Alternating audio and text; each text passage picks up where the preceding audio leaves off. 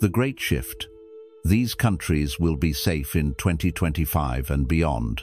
You've been warned. Predictions for 2025. What if the safest places on Earth weren't marked by borders or armies, but by energy, intention, and the quiet strength of wisdom? As the world edges closer to 2025, the signs of a great shift are no longer just whispered in ancient prophecies. They're written across the skies, etched into the land, and felt deep in the human spirit. Earthquakes, floods, social unrest, they speak not only of instability, but of awakening. And through all this, certain regions shine like calm islands in a rising storm. Why? What do they know or hold that others have forgotten? In this video, we'll explore the countries and sacred zones that mystics, energy intuitives, and seers have pointed to as places of refuge, not just from disaster, but from disconnection. These aren't just safe locations, they're safe frequencies.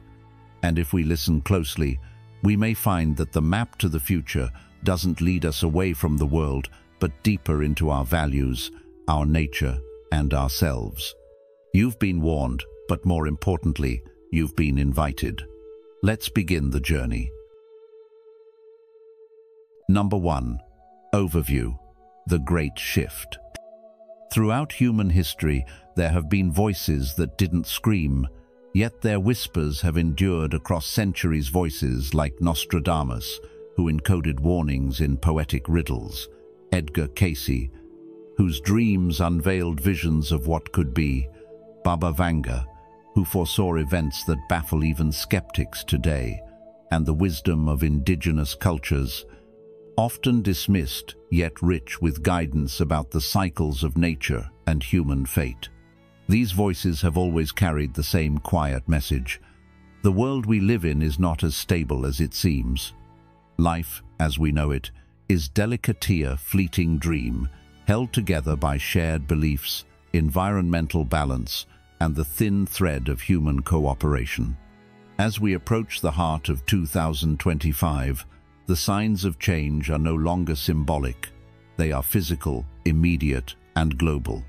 Earthquakes tear through lands that were once considered stable, fires rage with a force we've never seen before, and rising seas encroach upon the cities we've built with pride. But in the midst of this seeming breakdown, there is a curious pattern. Certain countries remain less affected, almost as if protected by forces we can't see but can certainly feel. These places, according to both ancient prophecy and present energy shifts, may become the sanctuaries of the future. In the midst of chaos, there is also opportunity, said Sun Tzu. And in these nations, opportunity may not be about economic gain, but spiritual survival, inner peace, and a deeper alignment with nature and truth. Safety, in this context, does not mean invincibility.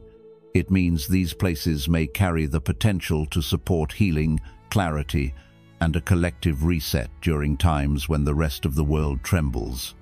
They may attract people not merely running from fear, but moving toward purpose, a quieter, more intentional way of life. In our modern world, where we're constantly chasing security through wealth, technology, and power, this shift asks us to reconsider what safe really means. Is it physical shelter, or is it the strength to remain kind, mindful, and connected amidst uncertainty? Perhaps these lands offer both. And so, our exploration begins not with borders or politics, but with resonance, the places that align with the frequency of resilience, compassion, and wisdom. As the Buddha once taught, no matter how hard the past, you can always begin again. 2025 may be the time when many of us do just that, by stepping into spaces that invite us not just to survive, but to live wisely. Number 2. Countries and regions seen as safe. 1. Bhutan. Let's take a quiet journey into the high mountains of the Himalayas, where a small kingdom whispers ancient truths while the rest of the world grows louder and more restless. Bhutan, a name you may have heard, but perhaps not truly seen, sits peacefully between giants like India and China, yet it has chosen a completely different path. Instead of chasing economic power or military might, Bhutan measures its success by something called gross national happiness. Think about that for a moment, though. Happy people are, not how rich. Isn't that something we often forget to ask ourselves in our own lives? What if happiness, not money or possessions, was the real measure of success? Bhutan lives this idea, not just in words, but in every choice it makes as a nation. Schools teach mindfulness, and the environment is protected like a sacred relative. The entire country feels more like a living, breathing monastery than a political entity. Now, here's where things take a deeper, more mystical turn. Hidden away in ancient Tibetan prophecies texts, few outside small Buddhist circles have even read there, are mentions of a sacred valley that will remain untouched as the world enters periods of great suffering and upheaval. It's said to be a modern-day Shambhala, a place of inner peace and outer protection. Could this be Bhutan? The land itself is remote, mountainous, difficult to reach, and yet that very difficulty is part of its protection. Like a treasure hidden in plain sight, it exists beyond the noise, and it welcomes those who come not to take, but to understand. Spiritual seekers from across the globe believe Bhutan is more than a place, a guardian of something ancient, something we've forgotten in our modern rush, the balance between humanity and nature, between mind and heart. There's a saying among prophets, "A kingdom in the clouds where the dragon guards the heart of the world." That dragon is Bhutan's national symbol, not just a creature of myth, but a protector of spirit. In times of chaos, where can you find peace? When the world feels unstable, what kind of place would you trust to hold steady?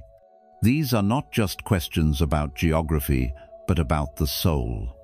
Bhutan reminds us that true safety isn't just physical, it's emotional, spiritual, and deeply human. It challenges us to ask, what really matters when everything else is stripped away? So what can we learn from Bhutan's example? First, that simplicity can be powerful. Second, that happiness isn't something you chase, it's something you cultivate. And lastly, that places of refuge still exist, both in the world and within ourselves. In preparing for the future, maybe the greatest shift we can make isn't moving to a new country, it's learning to live more like Bhutan, with gentleness, intention, and a heart centered in peace. 2. New Zealand.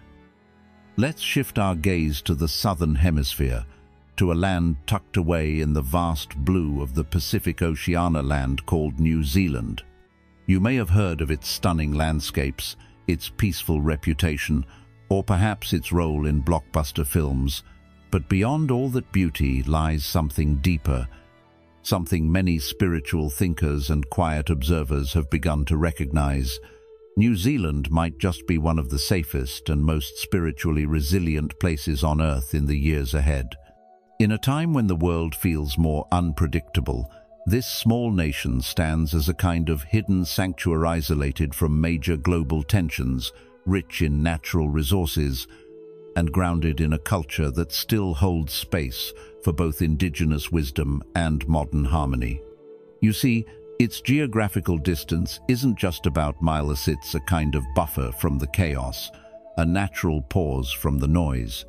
What does it mean to live far from the fires, as the mystic Baba Vanga once said?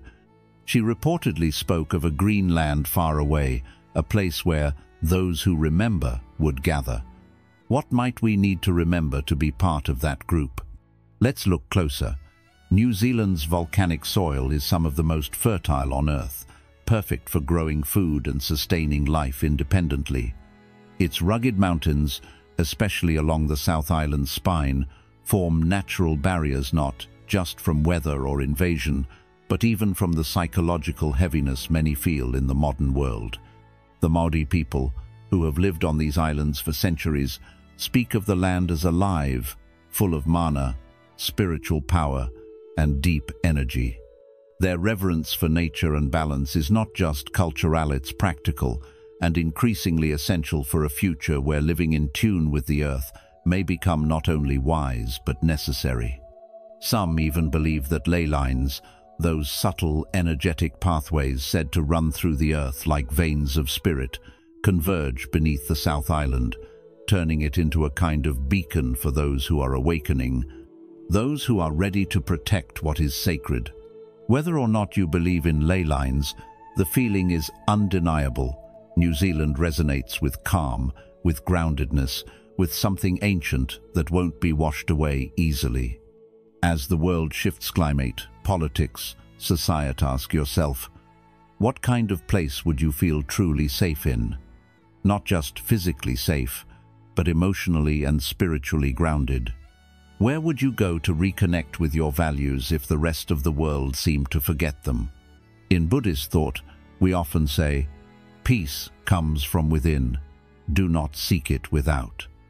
But what if there are places in the world that reflect that peace so clearly, they help us remember what's inside us too? That's the role New Zealand might play, not as a perfect place, but as a kind of mirror to our own inner sanctuary.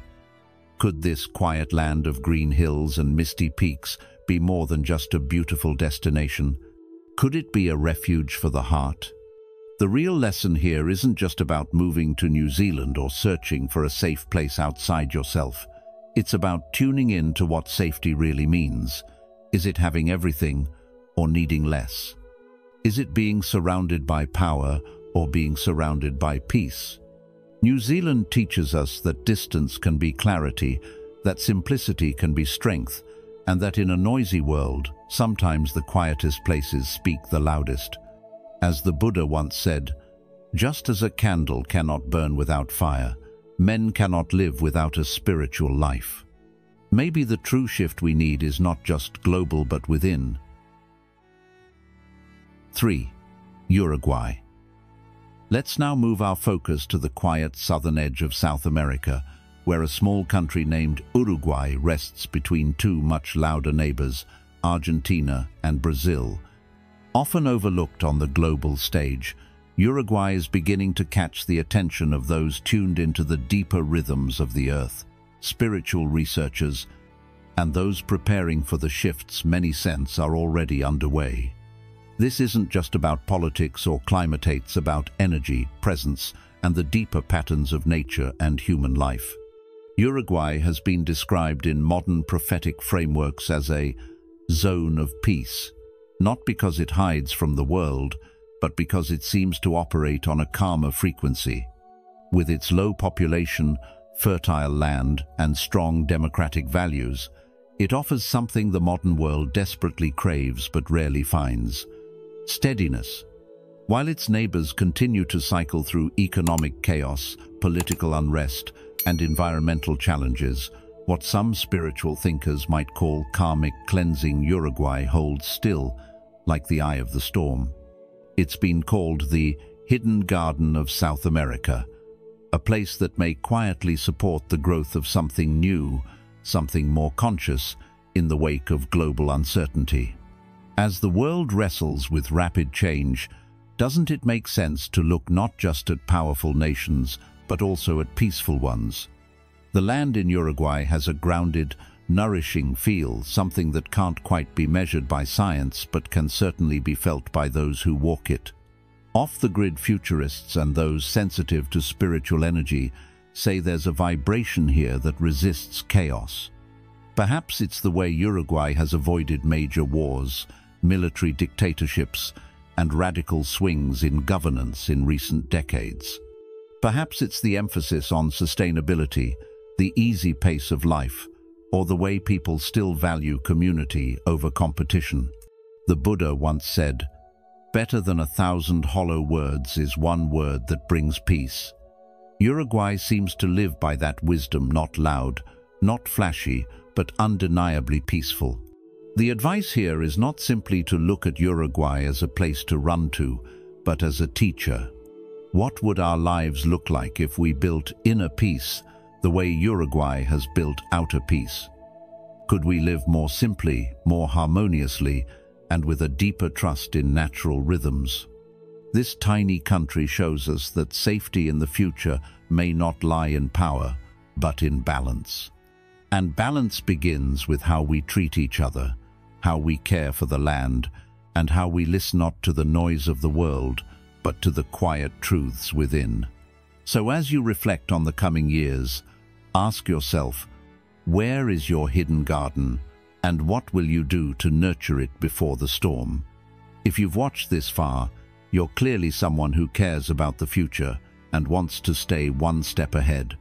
Comment below with "Safe Journey" to show you're ready to take control and prepare wisely for what's coming in 2025 and beyond. Don't click away just yet. There are still crucial insights ahead that could help you make the smartest choices in uncertain times. Stay with us until the end to find out which countries might offer the safest path forward. 4.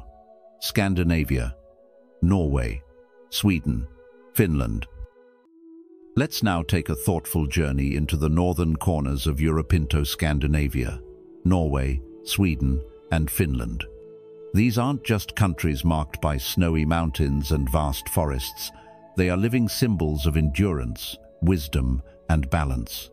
These lands have always seemed slightly removed from the rest of the world, almost as if time moves differently there. And maybe that's no accident. In ancient Norse mythology, there's a story of Ragnarok, a great ending. Yes, but it's also a story of renewal.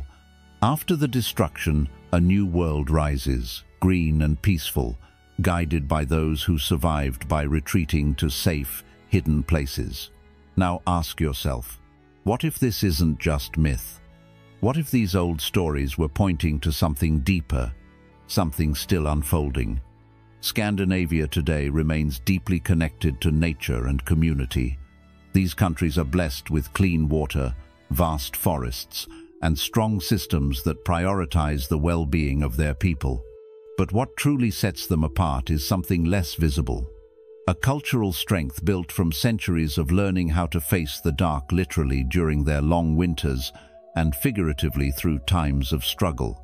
There's a quiet confidence in these societies, a resilience that isn't loud or boastful, but rooted in how they live, how they care for each other, and how they remember the lessons of the past.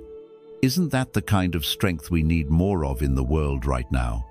In older European prophecies, those that still whisper through forgotten pages and folk traditions, the lands under the midnight Sunday are seen as the last to fall when global turmoil strikes, and the first to rise when healing begins.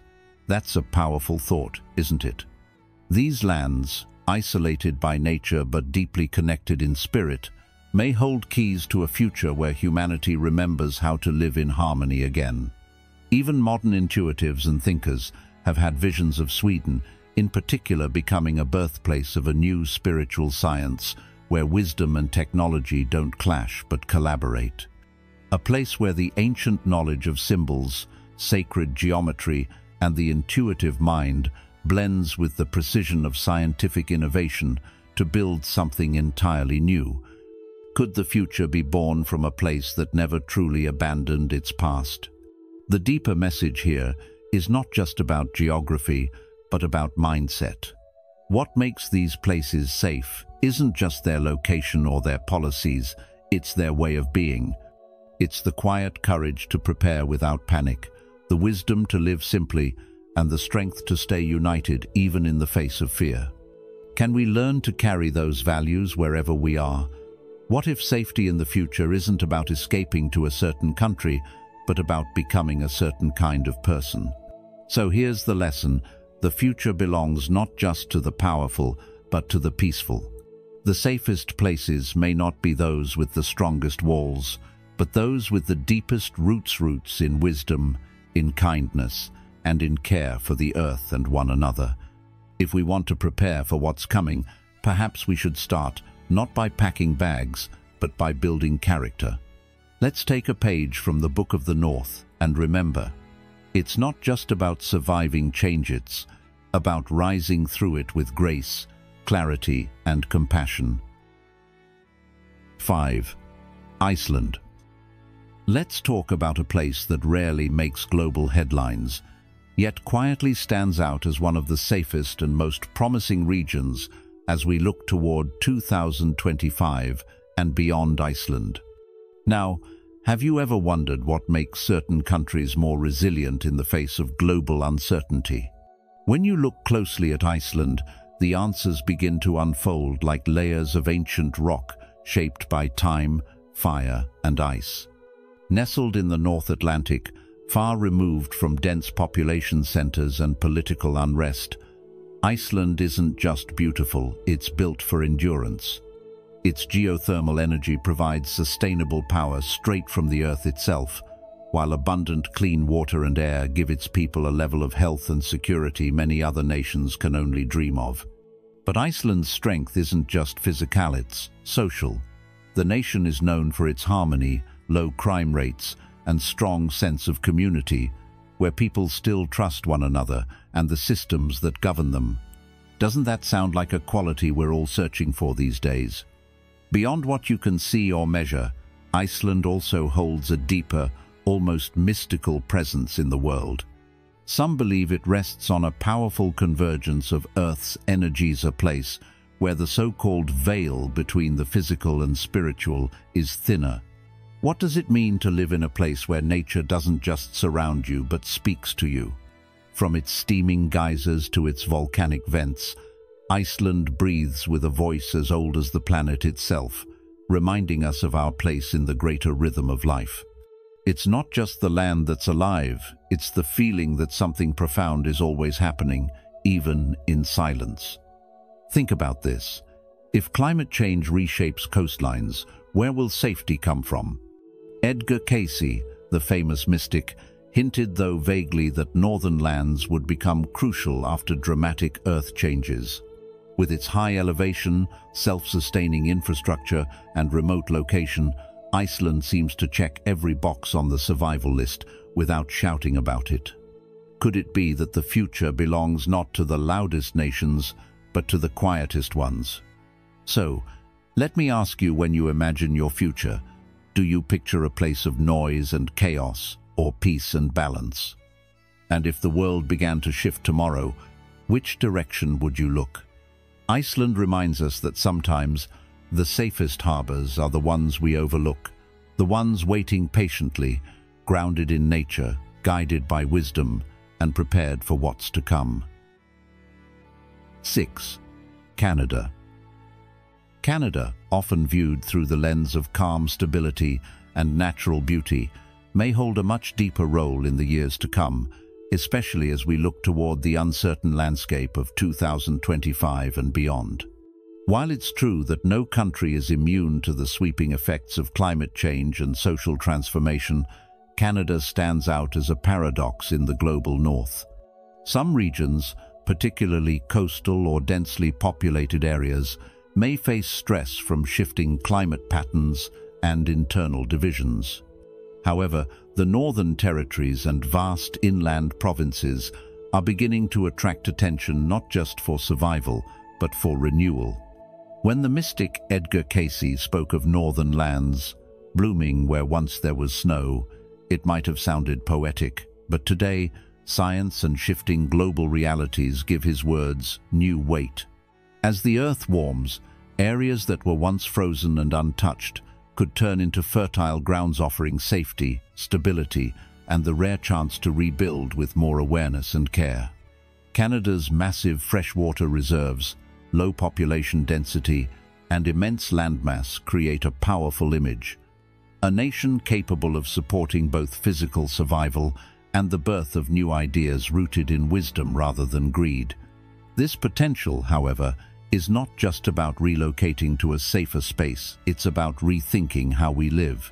In today's fast-paced world, many are realizing that true security isn't just about geography, it's about community, values, and adaptability. Canada may very well offer the conditions for this shifter sanctuary, not just in climate terms, but in spirit. The opportunity lies in approaching these spaces not as a way to escape, but as a chance to live differently, more harmoniously.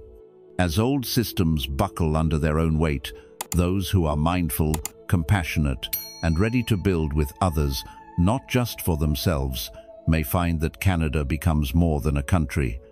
It becomes a canvas for the next chapter of human living. For those of us reflecting deeply on where to be and how to live in these changing times, the message is clear. Seek not just safety, but meaning. Begin cultivating the inner qualities, know resilience, cooperation, and simplicity that will be vital wherever you go. In this great shift, the real sanctuary may be within, but some places like Canada offer fertile ground for it to flourish. The world is changing fast, and being informed is no longer a luxury, it's a necessity. If you're still watching, you're already ahead of the curve. Comment "Future Ready" below to let us know you're serious about protecting your future. Stay tuned, what's coming next could help you make the most important decision of your life. Number 3. Sacred non-national zones. Let's talk about something that goes beyond politics, beyond borders, and even beyond what we usually think of as safety places that exist not just on a map, but deep within the soul of the earth. These are what some call sacred non-national zones. These areas don't belong to any one country or government, and yet they hold a power and presence that makes them stand out in times of great global change. Think of the towering Andes in South America, the majestic Alps that bridge nations in Europe, the vast Australian interior that seems to pulse with ancient memory. These aren't just beautiful or remote. They are spiritual sanctuaries, high-energy places where silence speaks and nature listens. In many prophecies across cultures and traditions, these regions are spoken of not as geopolitical strongholds, but as sacred ground zones that exist beyond ownership, where human laws are small and nature's wisdom is immense. They're often referred to as gateways or portals, where the old world and the new world meet, overlap, and even merge. But why do so many ancient and modern seers point to these types of places in times of crisis or transformation? Maybe it's because these regions are hard to conquer, hard to corrupt, and hard to manipulate. They are remote, yes, but also resilient. They've endured war, climate shifts, and countless generations, remaining largely unchanged. Their power doesn't come from military strength or economic control, it comes from deep resonance. And when we talk about resonance, we mean the kind of inner feeling that something is right, even if we can't explain it logically. These are places that call to the heart, not the wallet. So in a world shaken by uncertainty, division, and environmental shifts, could it be that the real safety lies not in running to the richest city or the most fortified state, but in aligning ourselves with the land, it's especially the land that has always remained neutral, sacred, and deeply rooted? What does it mean to be drawn somewhere, not because it promises you security, but because it invites you to remember who you are? Can a place awaken something in you that even your own home has forgotten? This is not about escaping the world. It's about re-entering a deeper world that's always been there, waiting for us to notice. These sacred zones might be difficult to reach, or even difficult to live in. But what they offer isn't comfort in the usual sense, it's clarity. In these places, the distractions fall away, and what's left is truth. For those who feel disoriented by modern life, who are tired of noise and speed and conflict, these regions become more than just places, they become medicine. They call to people not with fear, but with frequency. And perhaps that's the deeper message behind their mention in so many prophecies, not that they're hiding places, but healing places. Spaces not for avoiding the storm, but for remembering how to stand still within it. When you hear of these sacred zones, ask yourself, what is my inner sanctuary? Where do I feel most connected to something bigger than myself? And how can I build a life that is less about running from danger and more about moving toward peace? The lesson here is simple but powerful. True safety is not always about walls and weapons, it's often about wisdom and alignment. In times of global upheaval, it may be the places with the fewest distractions and the deepest roots that offer the most protection, not just physically, but spiritually. So seek not just places of escape, but places of meaning. And ask yourself, not just where will be safe, but what kind of life feels sacred enough to protect. Number 4. Major powers, complex futures. When we talk about the future, especially from the lens of ancient prophecies or modern spiritual interpretations, it's tempting to focus only on catastrophe or chaos.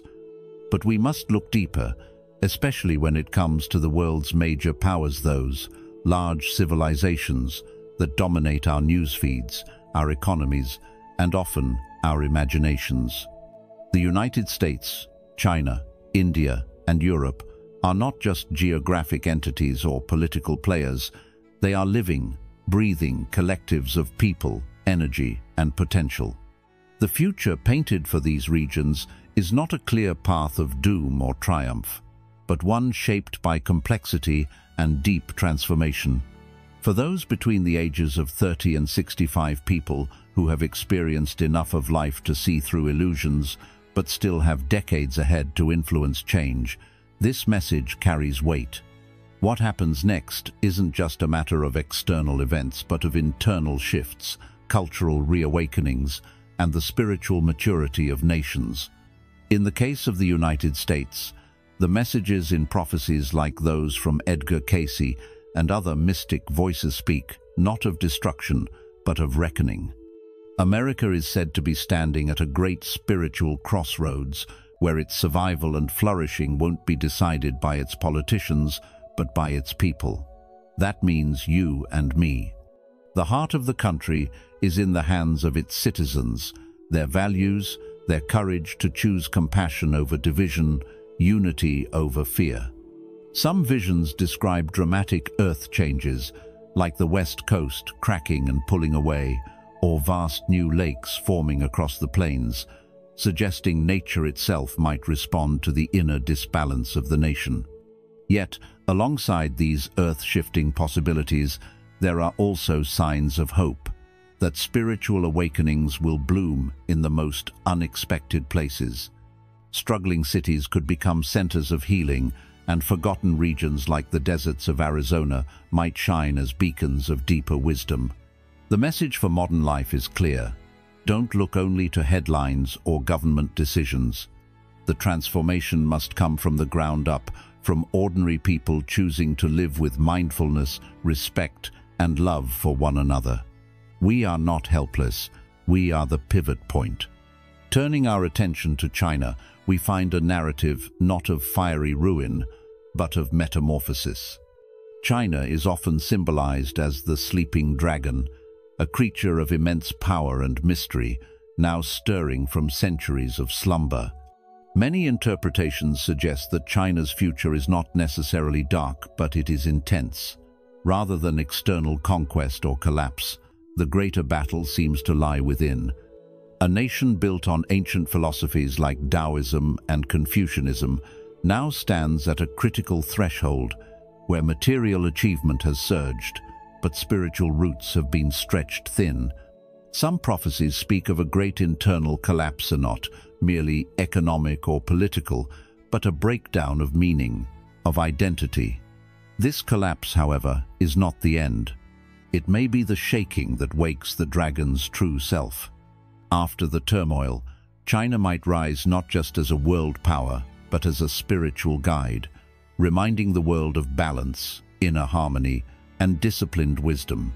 For us watching from the outside, the lesson is to understand that power without soul is hollow, and for those within China, or connected to it through heritage or interest, the call is to nurture the ancient values, to return to the spirit, and to lead not with force, but with insight. India's story is equally layered, perhaps even more so. As one of the oldest living civilizations, India is already steeped in spiritual knowledge. But modern prophecies suggest that its future hangs in a delicate balance. On one hand, it is poised for a great Risia nation whose spiritual depth could light a path for the world. On the other hand, it is also drowning in the noise of industrialization, pollution, corruption, and poverty. The message here is almost poetic. India must remember its soul. It must hold tight to the wisdom of the sages, the spirit of the Gita, the clarity of the Buddha, and the quiet strength of its rural heartlands. If it forgets these things, it may lose itself in its own shadow. But if it remembers, if it chooses simplicity over greed, humility over pride, and Dharma over profit, then it could become a spiritual lighthouse for all humanity. For those of us reflecting on this from across the globe, the lesson is deeply personal. We must ask ourselves, are we living in alignment with our values? Are we letting external success make us forget who we really are? The future of a nation, like the future of a person, depends not only on what it builds, but on what it chooses to protect within. And Europe, though not named directly in the original text, cannot be left out of this reflection. As a continent that has both launched empires and suffered devastating wars, Europe represents a kind of historical consciousness. Some say its future lies in integration, in becoming a true union, not just in currency and policy, but in spirit. Others warn that if it clings too tightly to old divisions, nationalism, xenophobia, fear of change, it may fracture. Yet across its old cities and green countrysides, there is still a pulse of timeless wisdom, of philosophical roots and artistic soul. Europe must choose between nostalgia and evolution. And the people of Europe, especially those in middle life who carry both memory and influence, are being called to create a future that honors the past but does not become enslaved by it. In a world spinning faster each year, their ability to slow down, reflect, and lead with conscience might be more important than ever. So, what does this mean for all of us? Whether we live in these regions or not, we are all affected. The future is not something we wait for, it's something we shape every day. The prophecies and symbolic messages are not rigid predictions, but living reminders that we are at a turning point in human evolution. The key themes are shared. We are being asked to choose soul over surface, to build communities that care, to find strength in compassion rather than in conquest. No matter your age, you are part of this moment. Especially if you are between 30 and 65, you are in the unique position of being both witness and participant. You carry wisdom from the past and have the power to influence the future. Whether through how you raise your children, how you treat your neighbors, or how you spend your attention and money, your choices echo further than you might realize. The great shift that's coming already underway is not about fear, it's about awakening. And just as these major powers are facing a moment of truth, so are we all. Let us not meet that moment with panic, but with presence. Let us be rooted in values that heal rather than divide. Because the true safety of the future will not be found in borders or government sit, will be found in the quiet revolution of the human heart. As we've seen, the world is shifting physically, spiritually, and emotionally. Some places may offer shelter from the storm, but real safety begins within. The great shift of 2025 isn't just about geography, it's about awakening to a new way of being. Whether you're drawn to the mountains of Bhutan, the stillness of Iceland, or the sacred spaces that live beyond borders, the message is the same. It's time to live with more intention, more peace, and more heart. If this journey has resonated with you, support the journey of wisdom by giving this video a like, sharing it with those you care about, and subscribing to the channel. And don't forget to turn on the notification bell so you won't miss what's coming next, because the path ahead is filled with insight, clarity, and calm in a changing world. Until next time, walk gently, live wisely, and stay rooted in peace.